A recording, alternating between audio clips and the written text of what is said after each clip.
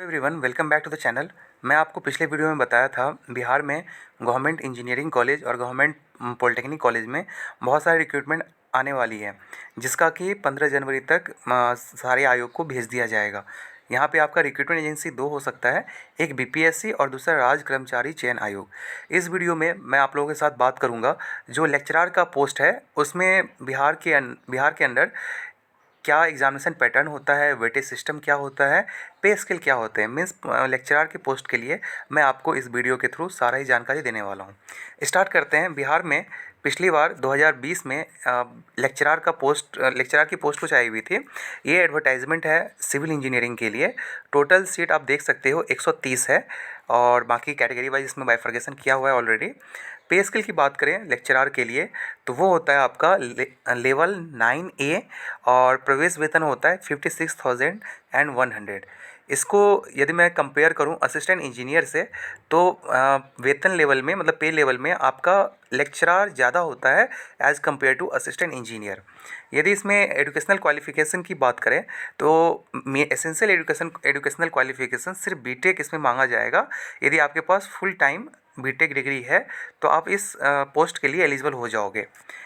Age limit की बात करें तो एज लिमिट में आपका मिनिमम एज 21 ईयर होना चाहिए और मैक्सिमम 65 ईयर्स होनी चाहिए। मतलब कोई कैंडिडेट 21 ईयर से 65 ईयर्स के बीच में है तो वो इस फॉर्म को भर सकते हैं। एक चीज़ मैं बता दूं आपको कि असिस्टेंट प्रोफेसर या लेक्चरार का ही एक ऐसा पोस्ट है जिसका जो age limit maximum age limit है रिटायरमेंट का वो 65 ईयर्स होते हैं। ठीक है। यदि आपका बात करें एग्जामिनेशन पैटर्न और वेटेज सिस्टम का तो टोटल जो वेटेज है आपके 100 मार्क्स में से आपका रैंक डिसाइड होगा और आपका सिलेक्शन होगा। इस 100 मार्क्स को 4 पार्ट में बांटा गया है। पहले पार्ट में आपका एक रिटन एग्ज़ाम होगा। उस रिटन एग्ज़ाम में 80 क्वेश्चन पूछे जाएंगे 80 जिसमें एक क्वेश्चन 1 नंबर का होगा। सो टोटल पेपर हो जाएंगे आपके 80 मार्क्स के और ये पेपर होते हैं 2 घंटे का। सिलेबस की बात करें तो ये पूरा गेट के बेसिस पे गेट का सिलेबस होता है और क्वेश्चन का लेवल भी गेट के जैसा तो नहीं होता क्योंकि इसमें टाइम कम मिला हुआ है आपको, लेकिन हाँ सिलेबस मैथ ये सारा ही चीज़ आपको इस पेपर में देखने को मिलते हैं। इस 80 मार्क्स को फिर वो लास्ट में 40 मार्क्स में कन्वर्ट करते हैं। यदि आपको इस 80 नंबर में 70 नंबर आता है तो आपको मिलते हैं टोटल 35 मार्क्स आउट ऑफ 40।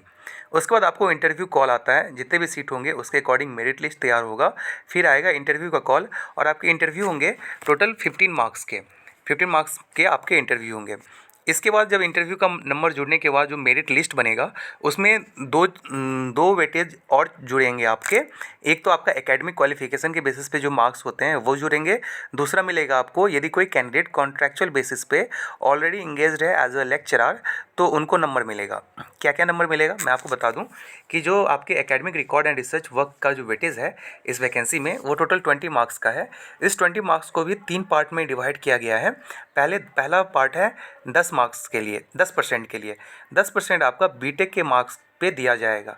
आपका यदि 90% बीटेक में है तो आपको 9 नंबर दिए जाएंगे इस 10 में से। फिर सेकंड नंबर आता है 5% आपको एमटेक के मार्क्स पे दिया जाएगा। एमटेक का जितने भी मार्क्स होंगे उसका 5% निकाल के आपको इस मेरिट लिस्ट के जो मेरिट लिस्ट बनेंगे उसमें जोड़ दिए जाएंगे। थर्ड है आपका पीएचडी में आपको 5 नंबर दिए जाएंगे। मीन्स यदि आपका थीसिस जो भी इनका टाइम रहेगा उससे पहले सबमिट हो चुका है तो आपको 5 नंबर मिल जाएंगे।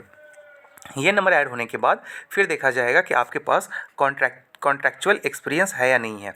यदि कोई candidate as a lecturer Bihar government में कॉन्ट्रैक्ट बेसिस पे एज ए लेक्चरर काम कर रहा है तो उसको मैक्सिमम 25 मार्क्स मिलेगा। मीन्स 1 साल का 5 नंबर मिलेगा और टोटल यदि वो 5 इयर्स काम कर चुका है तो उसको 25 मार्क्स मिलेंगे।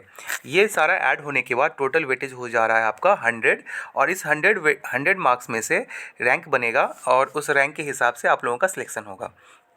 तो ये आपका टोटल हो गया लेक्चरार के लिए सारा इन्फॉर्मेशन।